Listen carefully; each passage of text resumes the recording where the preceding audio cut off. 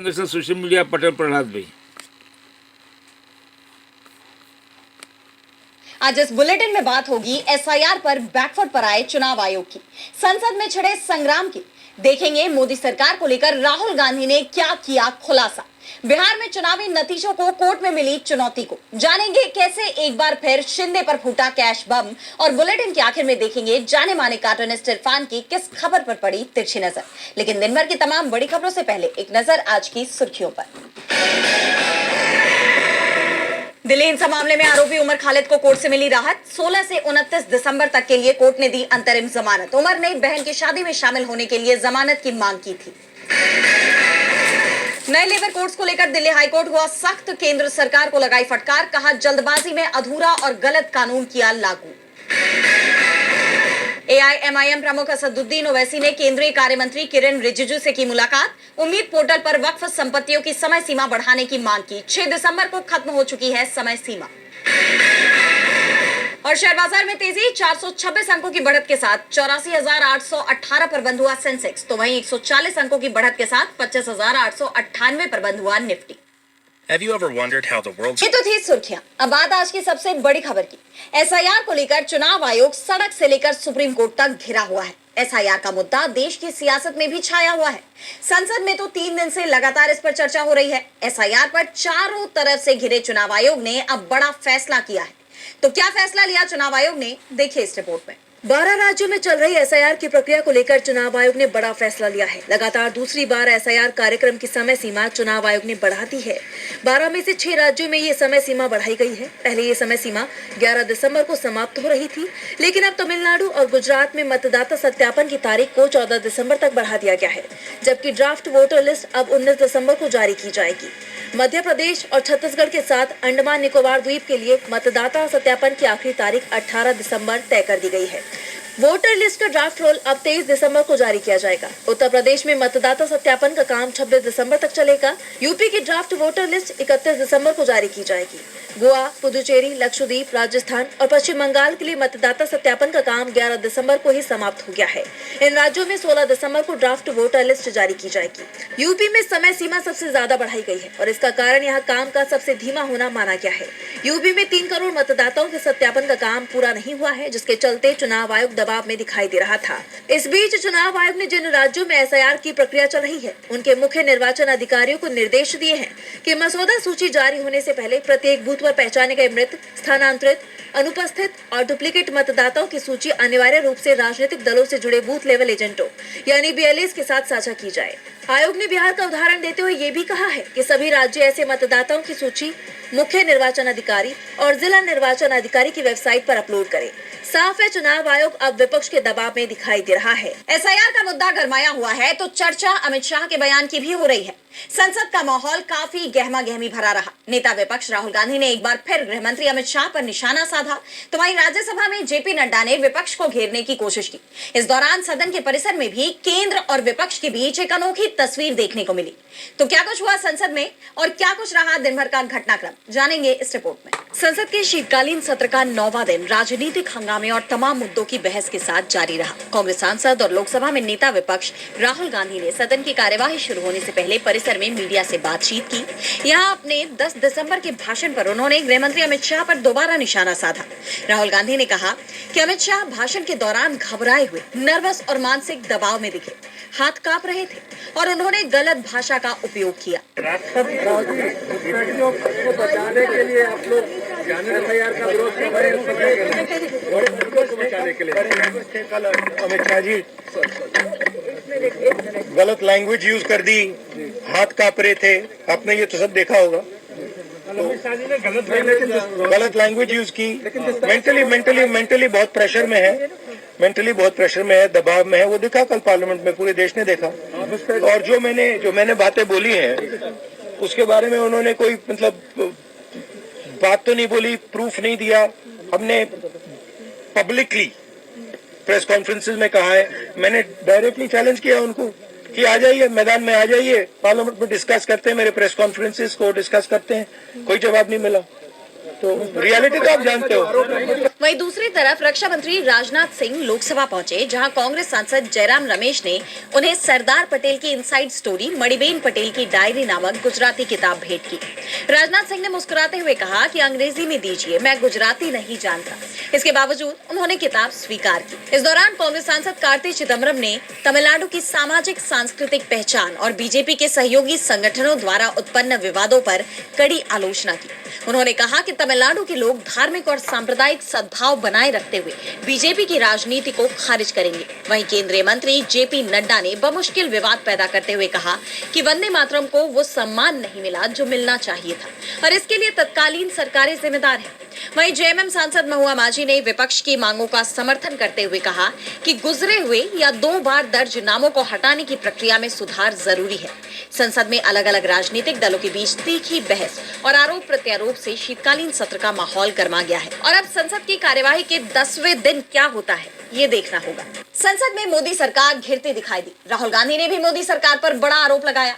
उनका आरोप है कि मोदी सरकार आम जनता के लिए नहीं बल्कि अपने पूंजीपति मित्रों के लिए काम करती है और अब जो खुलासा हुआ है उसके बाद विपक्ष के ये आरोप और पुख्ता होते दिखाई दे रहे हैं। कांग्रेस सांसद ने एक सरकारी कंपनी के वेतनहीन कर्मचारियों की समस्याओं को उठाते हुए देश में बढ़ रहे प्राइवेटाइजेशन पर मोदी सरकार को घेरा है। तो क्या कुछ कहा नेता विपक्ष ने, जानने के लिए देखिए ये रिपोर्ट। लोकसभा में नेता विपक्ष राहुल गांधी ने एक बार फिर मोदी सरकार की नीतियों पर सवाल उठाए हैं, लेकिन इस बार उन्होंने सबूतों के साथ सरकार को घेरा है। राहुल ने BIBCOL कंपनी के कर्मचारियों की दुर्दशा को सबके सामने लाते हुए एक बार फिर मोदी सरकार पर केवल अपने अरबपति मित्रों को फायदा पहुंचाने के आरोप लगाए हैं। अपने व्हाट्सएप चैनल पर राहुल ने एक बयान साझा किया है जिसमें उन्होंने कहा कि सरकारी संस्थाओं का दमन और उनका निजीकरण आज एनडीए सरकार की सबसे बड़ी दुर्नीति और भारत के लिए एक बहुत बड़ा अभिशाप बन गया है। दरअसल नेता विपक्ष ने कुछ दिनों पहले जनसंसद में Bharat Immunologicals and biologicals corporation limited यानी BIBCOL के कर्मचारियों के प्रतिनिधिमंडल से मुलाकात की थी, जिसका वीडियो उन्होंने इस चैनल पर शेयर किया है। इस दौरान कर्मचारियों ने राहुल को बताया कि हम सालों से वेतनहीन हैं, अपने घर का खर्च चलाने के लिए कर्ज उधार और मजबूरी पर हमारा जीवन टिका हुआ है। ये वही BIBCOL है, भारत में वैक्सीन बनाने वाली एकमात्र सरकारी कंपनी जिसने पोलियो जैसी भयंकर बीमारी के उन्मूलन में ऐतिहासिक योगदान दिया। अब कांग्रेस सांसद का आरोप है कि 2017 तक मुनाफे में चल रही इस कंपनी को जानबूझकर योजनाबद्ध तरीके से घाटे में बदल दिया गया। राहुल ने कहा कि कारण साफ है, ताकि सरकारी कॉन्ट्रैक्ट निजी कंपनियों को सौंपे जा सके। निजी कंपनियां महंगे दाम पर वैक्सीन बेचकर भारी मुनाफा कमाएं और उसकी कीमत आपकी जेब से निकाली जाए और एक दिन BIBCOL को नुकसान के नाम पर बंद कर इसकी संपत्ति मुफ्त या सस्ते दामों में पूंजीपति मित्रों में बांट दी जाए। राहुल ने कहा कि सरकारी संस्थानों को धीरे धीरे खत्म करने की ये साजिश बहुत गहरी है और भारत के भविष्य के लिए बेहद नुकसानदेह भी है। ये संस्थान जनता के हित के लिए बनाए गए थे, युवाओं को रोजगार देने और आपको सस्ती भरोसेमंद सेवाएं उपलब्ध कराने के लिए। आज इन्हें ही बीमार बनाकर निजी हाथों में सौंपा जा रहा है। ये सिर्फ निजीकरण नहीं है, ये जनता की जेब पर हमला है और भारत की आत्मा पर आघात। कांग्रेस सांसद ने बताया कि उन्होंने कर्मचारियों की आर्थिक पीड़ा सरकार से साझा की है। उन्होंने कर्मचारियों के लंबित वेतन और बकाया जल्द देने का भरोसा दिया है, लेकिन इस पूरे मामले ने मोदी सरकार की नीतियों और उनकी मंशा पर गंभीर सवाल खड़े कर दिए हैं। वहीं कर्मचारियों की इस मुलाकात को राहुल गांधी पर लोगों के बढ़ते भरोसे का प्रतीक भी माना जा रहा है, जो सरकार की चिंता बढ़ा रहा है। राहुल गांधी ने मोदी सरकार की बड़ी साजिश का पर्दाफाश कर दिया है, तो बिहार विधानसभा चुनाव के नतीजों ने भी सबको चौंका दिया। एनडीए की जीत पर किसी को भरोसा नहीं हो रहा। विपक्ष का आरोप है कि वोटों में धांधली हुई है और अब पटना हाईकोर्ट भी एक्शन में दिखाई दे रहा है।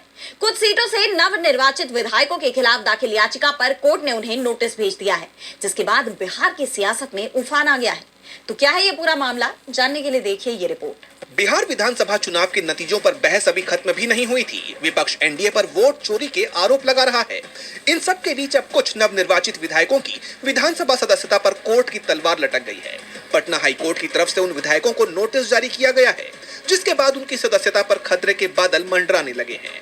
राज्य के कुल 243 विधायकों में से जिन विधायकों की चुनावी जीत को पटना हाईकोर्ट में चुनौती दी गई है, उसमें मोहिद्दी नगर से बीजेपी विधायक राजेश कुमार, नरपतगंज से बीजेपी विधायक देवती यादव, मधुबनी से आरएलएम के विधायक माधव आनंद का नाम शामिल है। इसके अलावा टिकारी से आरजेडी विधायक अजय कुमार की जीत को भी चुनौती दी गई है और अब कोर्ट ने इनसे जवाब मांग लिया है।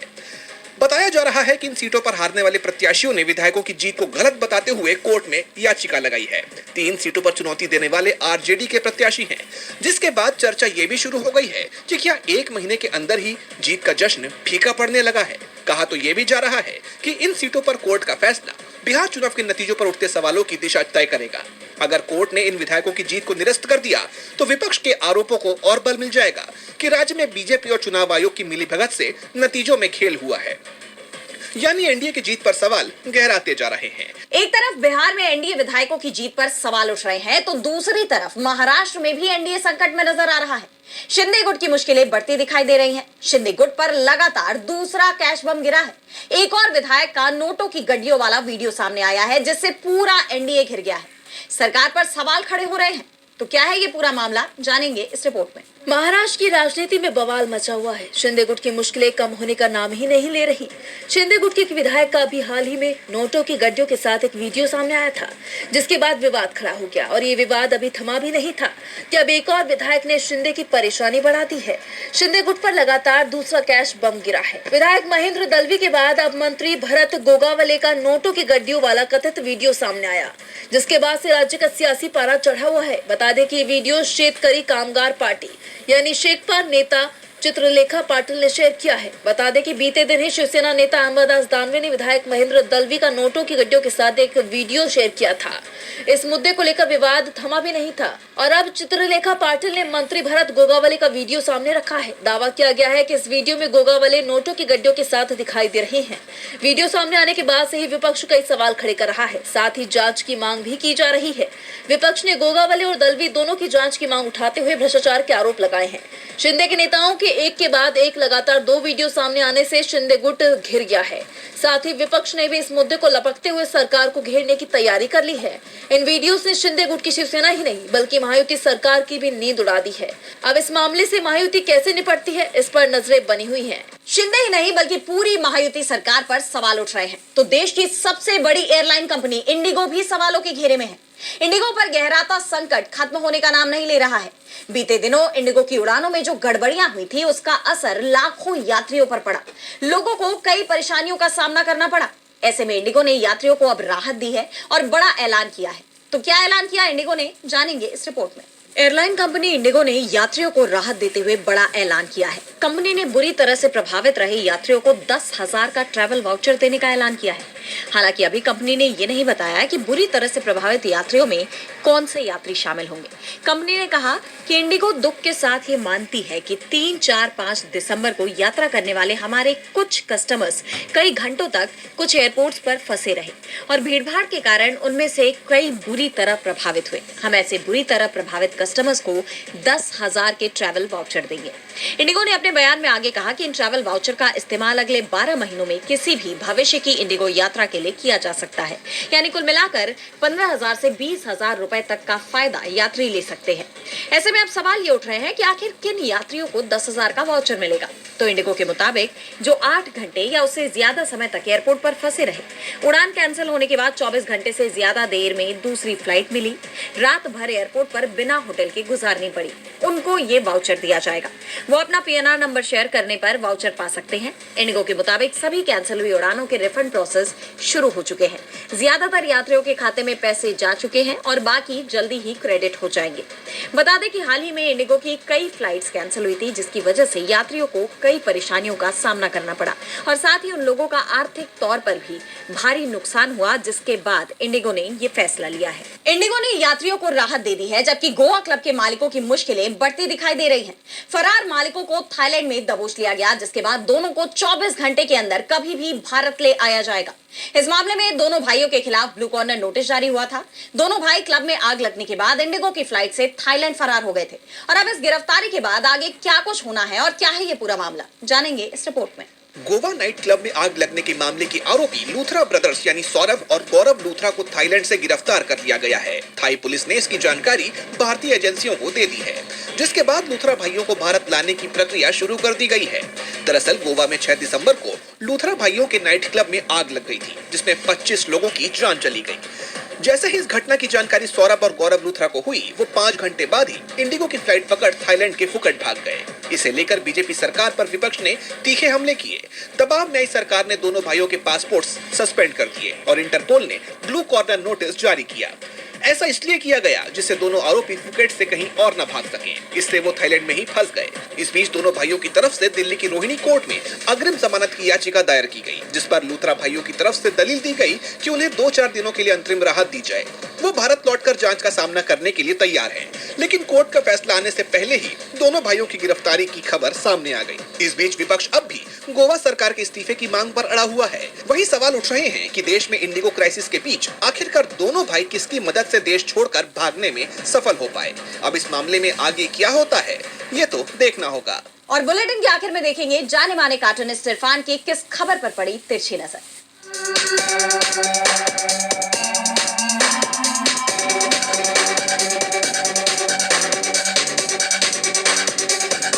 बीजेपी सांसद अनुराग ठाकुर ने आज बच्चों की तरह से संसद में लोकसभा अध्यक्ष से शिकायत की और आरोप लगाया कि टीएमसी सांसद ई सिगरेट पी रहे हैं।